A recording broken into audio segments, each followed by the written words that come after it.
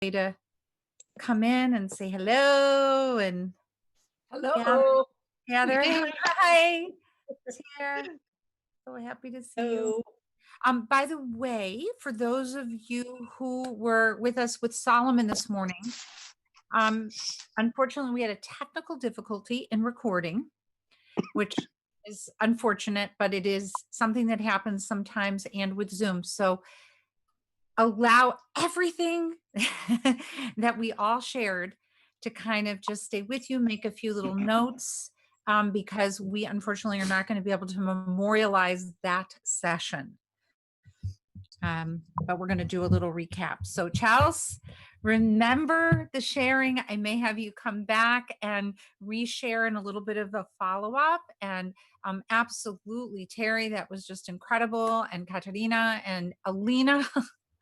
Alina, the good part about Alina's sharing is that Alina continues to share always from her true nature. So we'll have to circle back again and have you share a little bit.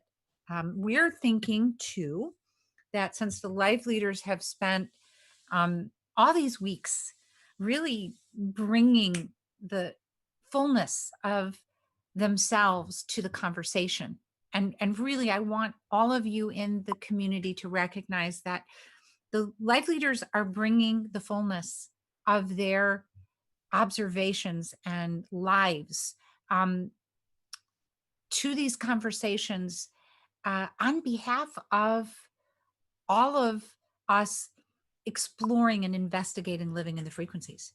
I mean, it is incredible when I think about the amount of um, love and attention that every week goes into their shares. And it is very personal. And part of what we continue to unearth in this beautiful exploration of energy, light, and information is how much we just don't know, right?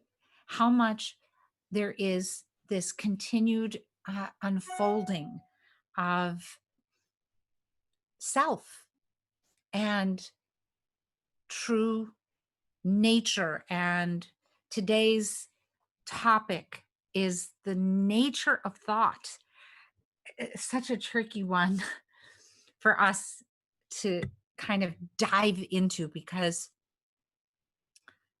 we know somewhere in the eternal existence that we exist, we know that we are not our thoughts, feelings, or perceptions.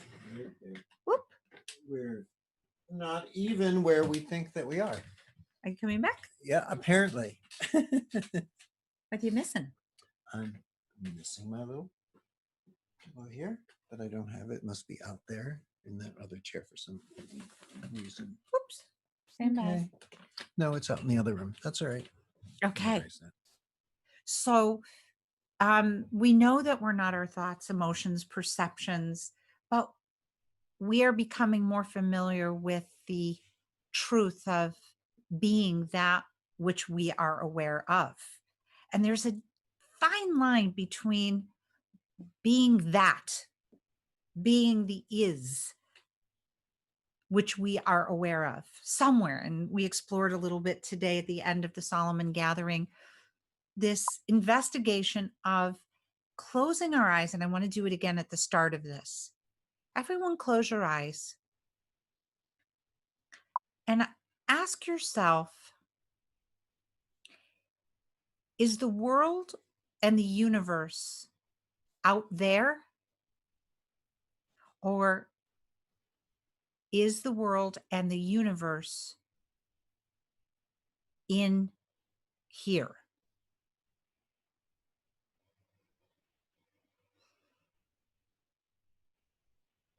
We know that we perceive the world and the universe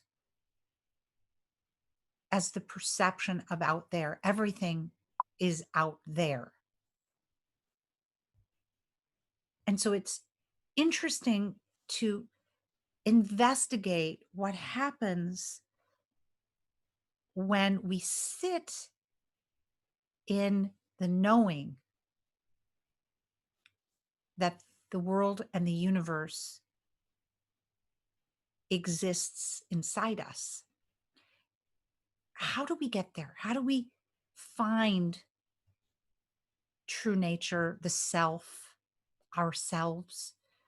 How do we confirm maybe the one and only thing that we know, which is that everything exists and we exist, and we are not separate from existence?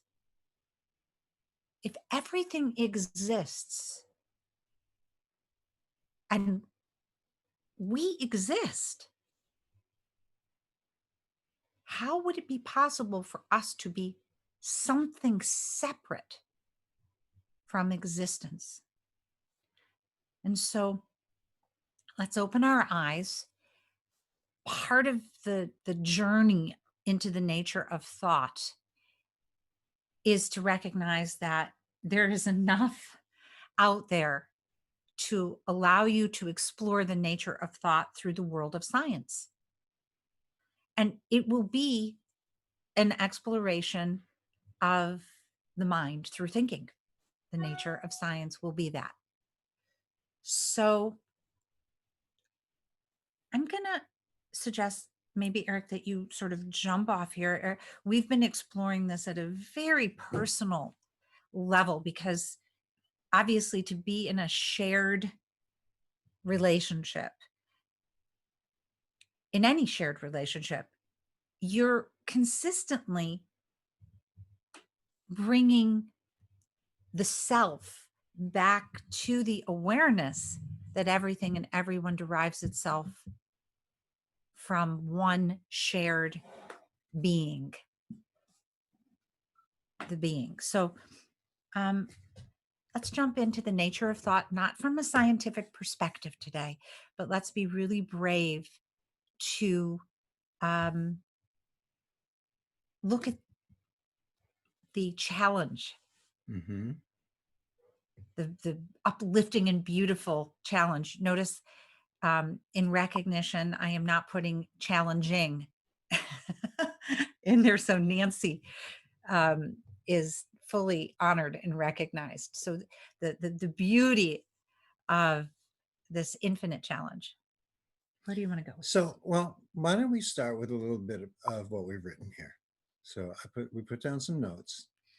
I'm not my thoughts, feelings, emotions, or perceptions. I'm that which is aware of my thoughts, feelings, and emotions, and perspectives, perceptions. Same Both the thing it perspectives. really is, isn't it? Absolutely. Now we've talked about some of these things before, of course. So let's look at this. The nature of thought is in today's live and learn is, well, has a lot to do with how challenging it can be to receive, how challenging it can be in the meditations, to be in the meditations, sometimes just to even pause from what we're doing and stop and read some of the posts and some of the shares from our life leaders.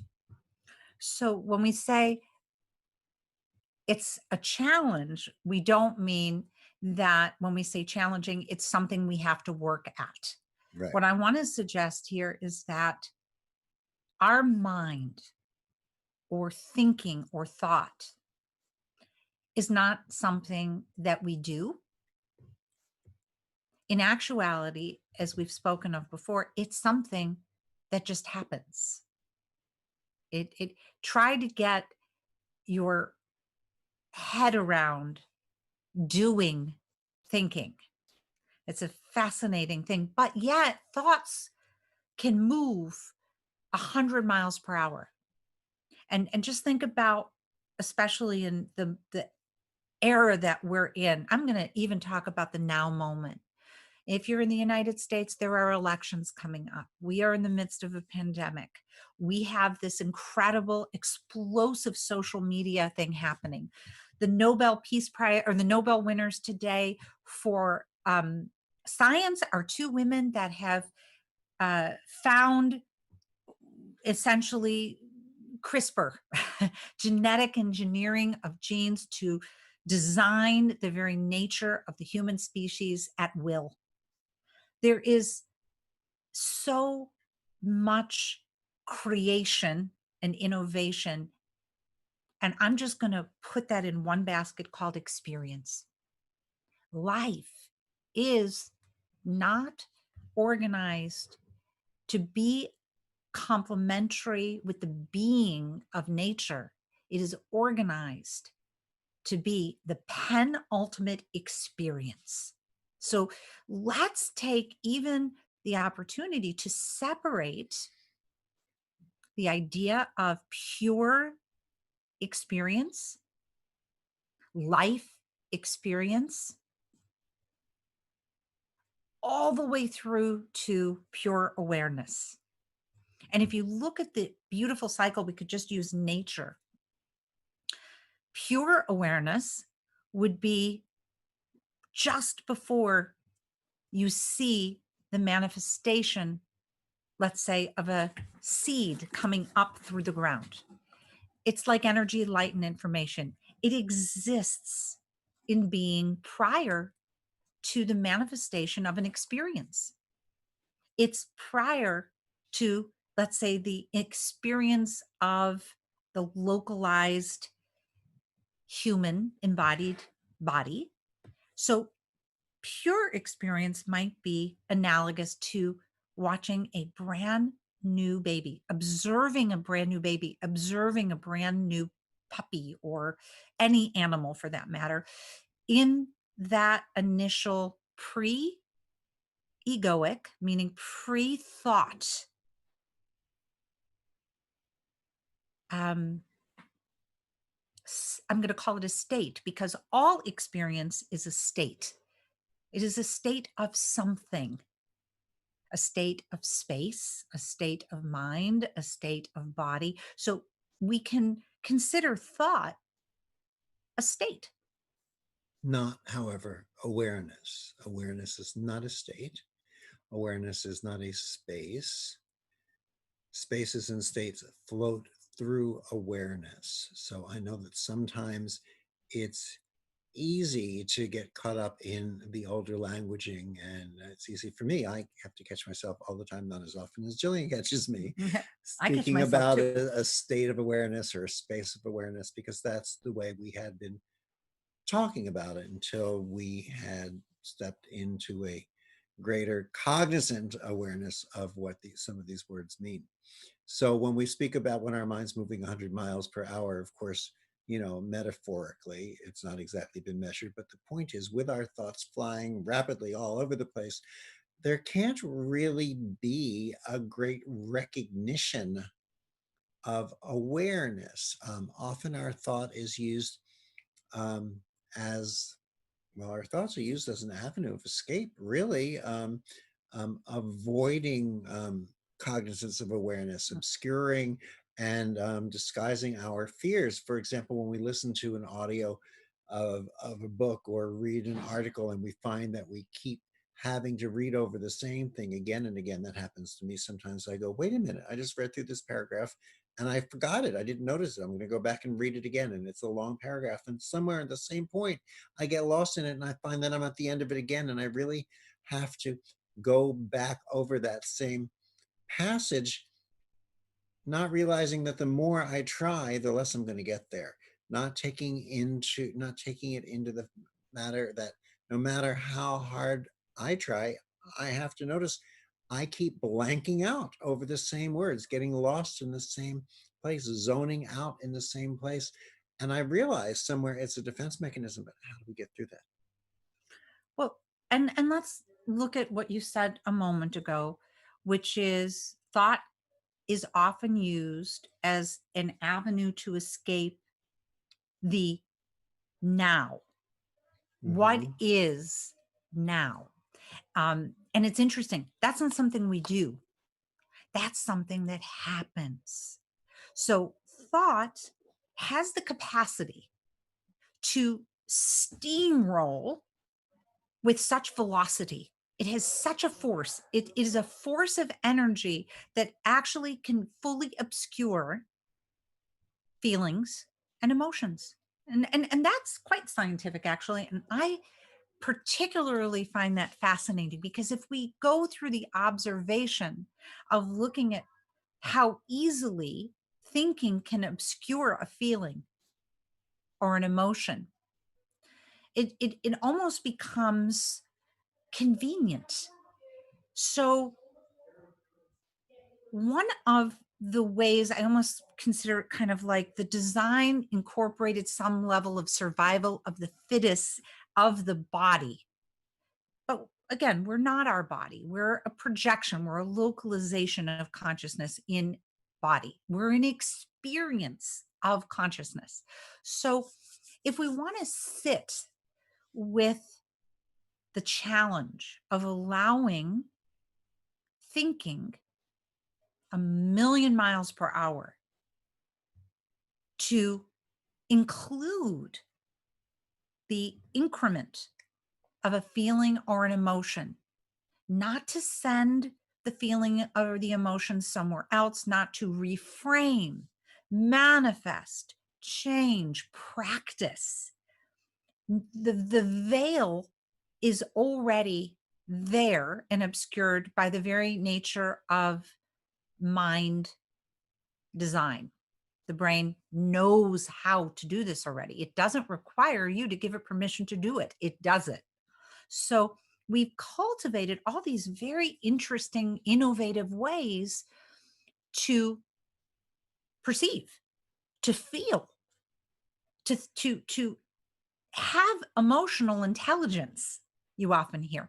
And we think that we've kind of cracked this sort of approach through practice. But I'm going to suggest that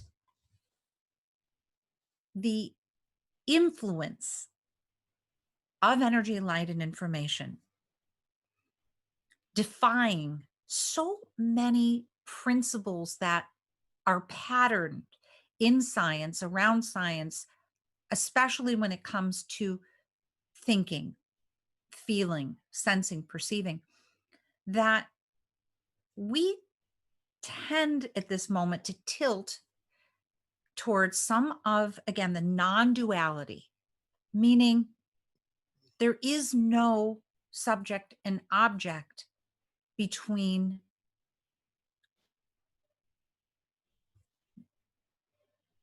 I am not my thoughts, feelings, emotions, or perceptions. I am that which is aware of my thoughts, feelings, emotions, or perceptions. Shall we say I'm not the thinker and I'm not I'm the not thought? I'm not the thought, I'm not the feeling or the emotion. So Mhm. if that is so, and we invite in the penultimate experience. We know with reconnective healing, and those of you that are new, you're going to have plenty of opportunity to observe and experience involuntary feelings, sensations, perceptions.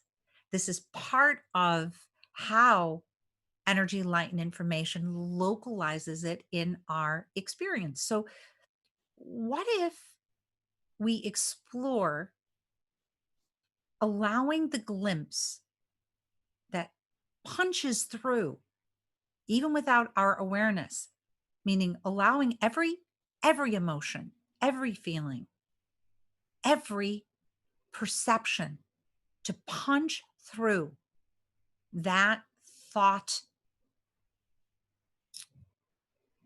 continuum.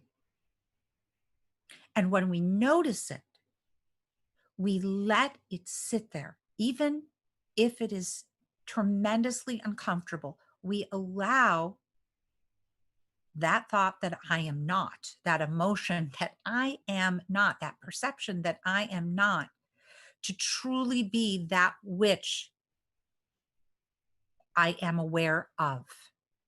And we begin to let the nature of thought no longer veil experience. We remind ourselves that we have a living demonstration. Just again, when you watch a newborn baby, or you look at an animal, any animal, you will recognize that they have no experience filter. It's not that they can't be trained, which is thinking. That's why you train your dog or you raise your children. You are training them to incorporate thought. Okay? But how do we look under the thought? How do we find who we are? Are we willing to even look or ask? Because pushing doesn't get us there. No. Nothing else seems to get us there. It actually tends to build the resistance, and the resistance is us resisting something that we might be afraid of. That we're naturally built to be, which is experience. So we're resisting experience. We're resisting the very nature of experience that we were intended to be, to And there, have. right. And there are many ways that we resist it that we don't recognize as that. For instance, in reading, we fall asleep. Are there physical reasons we can fall asleep? Sure, there are. If your eyelids get too heavy after you reach a certain age, they tire you, fall asleep. But why else do we keep reading over the same thing, listening to the same thing, and falling asleep? Because it is our escape, and it's the only escape that we can truly, not necessarily avoid, and we sort of give ourselves permission to access it that way. Sometimes we really have to listen. We have to be willing to ask ourselves, what is under that thought? What might I be covering up? And, we say, well, if we're covering up, we don't know what it is. But if we say to ourselves, at least this can work for me, if I know this sounds silly, but if I did know what I was covering up or hiding from, what might it be? Somehow a little voice, a little answer starts to rise. And if I'm quiet enough, if I'm listening to myself with enough care and ease, I start to recognize that. And usually it's the first thing that comes to my awareness. So you've just said the key to the conversation today. This exploration around the nature of thought is going to begin at the requirement to know who is the self, who is myself. When you hear the sound of my voice or Eric's voice, ask yourself, who knows that you are listening to the sound of our voice? Who knows that? Well, the YouTubers, because the YouTubers are listening to the sound of our voice right now. So we're saying hi to you, YouTubers. Yeah, the YouTubers come in and have a little glimpse. Hope you'll join us for the full RLC community. We hope you enjoyed a little sneak peek in. But ask yourself, YouTubers, who is aware of the sound of our voices? Who is the self? And really, as we continue forward, that investigation to become aware of myself. So that's the exploration and investigation today. It isn't so much to explore the nature of thought, it's to explore who is myself. And in that exploration, we find that a lot of what's been obscuring the picture, what's been obscuring the screen, the access to us, tends to just clear, and we find that our focus and our clarity, a natural place for our listening, be it in any form, comes about. So we talk, how do I embody the awareness? Um, and of course, there's the famous Rene Descartes expression, I think, therefore I am. And it's a wonderful Philosophical. philosophic approach to things, but as does everything, even philosophy can lead itself to humor. So as the joke goes, Rene Descartes walks into a bar. The bartender says, "Would you like a drink?" Descartes pauses, then responds, I think not. And poof, he was gone. Take that in for a It'll take a moment. moment. It'll So take a moment. it's a beautiful way to begin to have a lot of fun. And philosophy, again, philosophy is the paradigm of thought. Much of the experiences that we would call are really revolutionizing for humanity come through the process of thought. So again, I think, therefore I am. I am able to think, therefore I exist. A philosophical proof of existence based on the fact that someone is capable of any form of thought because they exist is where I'm going to say the illusion of reality and something that is non-existent starts to really take place. I am implies existence. What exists separate from existing? Do we all exist in one experience?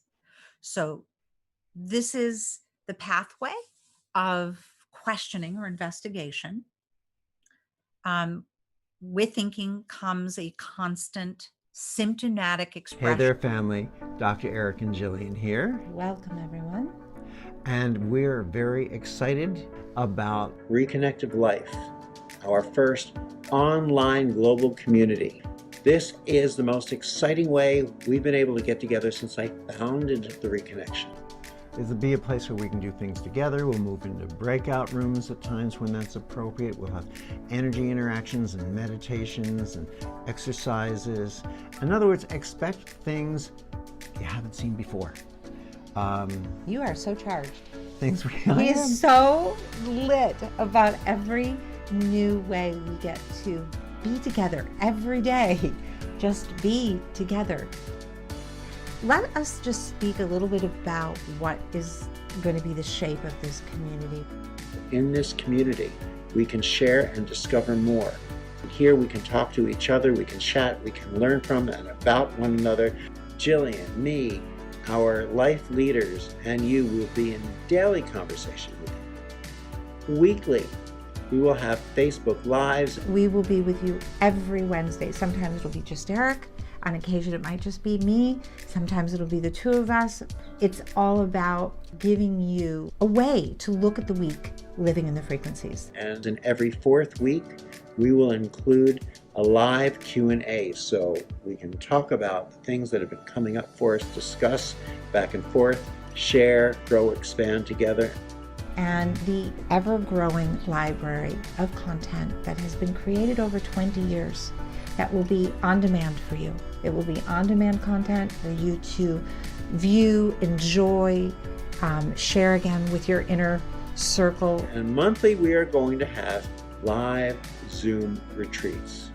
We're going to bring in some exercises and experiences and things that previously we've reserved for our physical retreats, you know, when we were in the different location resorts and things. And we're modifying them so that we can work with these with you in your home, in your living room, in your den. Put into the chat line, what is facility? We're having these weekly Zoom in-depth Q&As. Finally, we have a place and space to just define what does that really mean living in the frequencies. This is something that is in all of us. Everyone can do this. It doesn't matter how many levels you've gone through or how well you know the programs. It's a community that allows us to recognize how interrelated we all are as receivers of energy, light, and information. See you there. Reconnective Life, living in the frequencies every day.